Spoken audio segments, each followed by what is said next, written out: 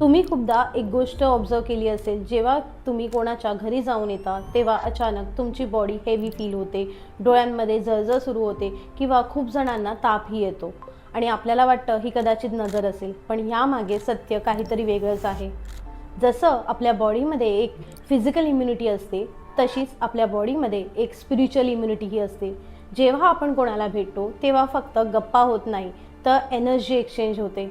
जर समोरच्याची वाईब अगदी खराब किंवा खूप हेवी असेल, तर ती लगेच तुमच्या बॉडीला अफेक्ट करायला सुरुवात होते, कारण तुमचा ऑराही कुठेतरी वीक असतो. म्हणून आपल्याला अचानक वाटतं की काल तर चेहरा चांगला होता, आज अचानक कसा काही डल फील होतोय. हेच ते सिम्पटम्स आहेत. तुमची बॉडी त्या नकारात्मक ऊर्जेशी लढताना थकली आहे.